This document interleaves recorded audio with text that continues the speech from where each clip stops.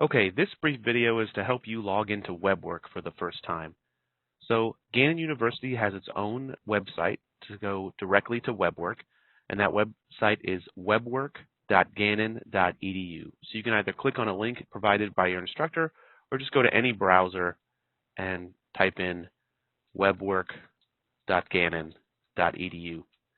And you'll be taken right to a list of courses. So these are the fall 2023 courses. And you'll want to find your course corresponding to your professor's name. So hypothetically, maybe you are in Dr. Pryor's course, Math 14101. So you'll click on that. The first time you log in, you'll need to use your regular Gannon ID, student ID number, and your user network ID. So I'll give you a kind of fictitious example. So suppose this is you. Your name is Leonard Euler. This is your student ID card. So his user ID is Euler001. So I'll type that in.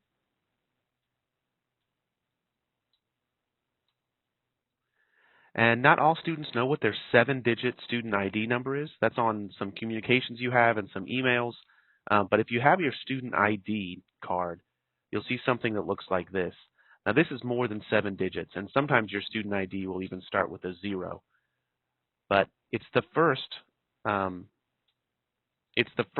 7 digits of your ID. So here, Mr. Eulers has these 7 digits, and then usually the last 2 digits on your ID is a measurement of how many IDs you've had. So if this is my first ID, it would say 01. If this is his second ID, it would say 02.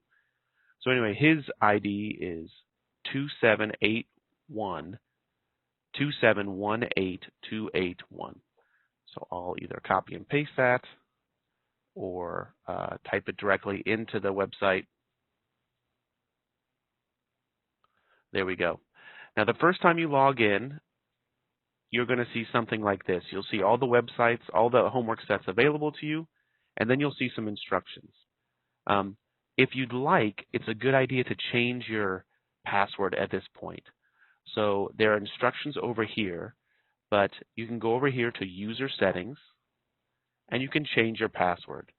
So his current password is that 7-digit ID, and maybe he wants to change his password to something else. So I'm going to type in some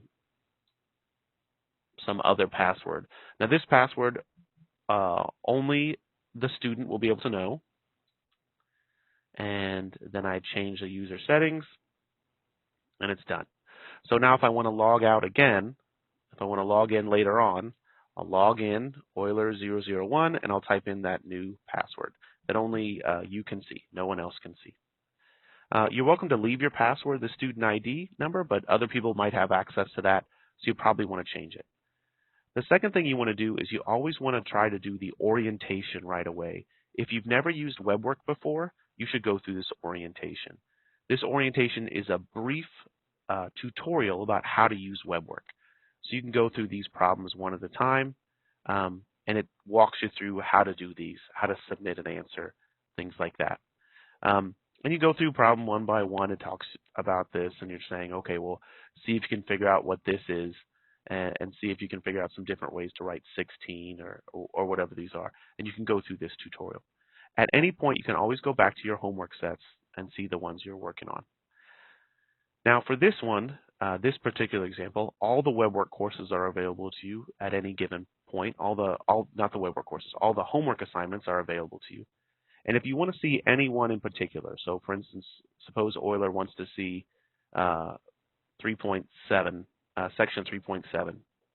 It has the due date, when it's due, 3:00 p.m. at this date, and it has the 20 problems here.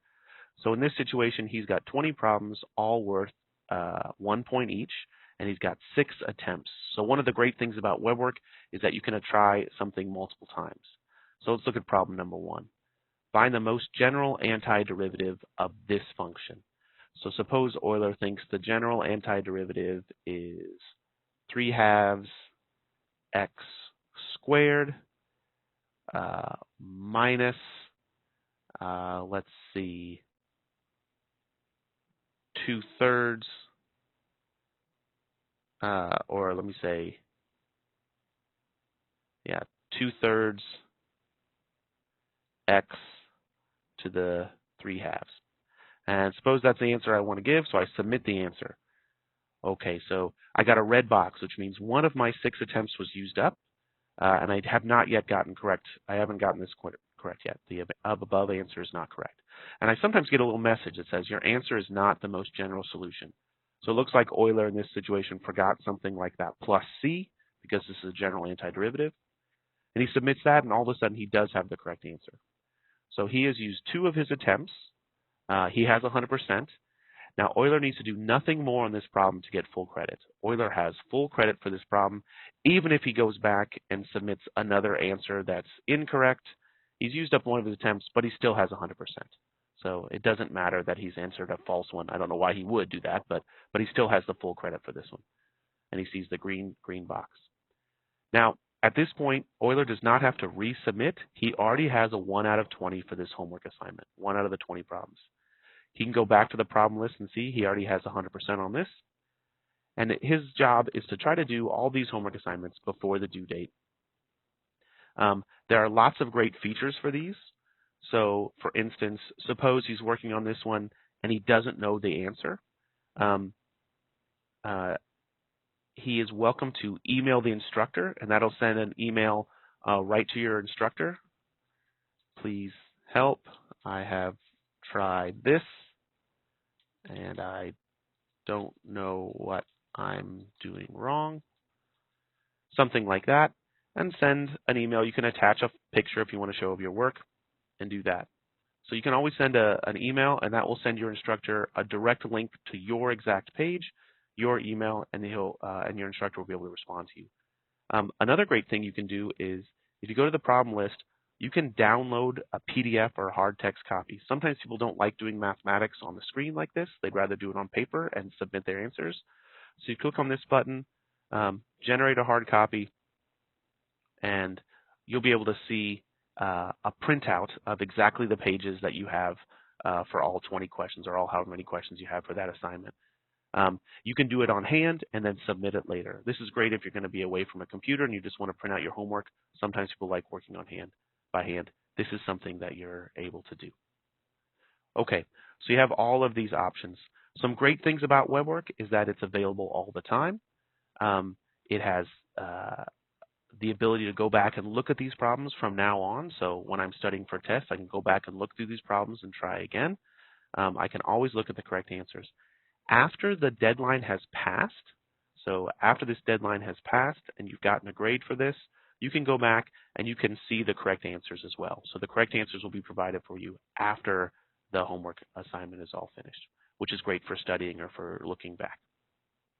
Okay, I hope that helps as an explanation of how to log into WeBWorK, do the orientation, and access your problems.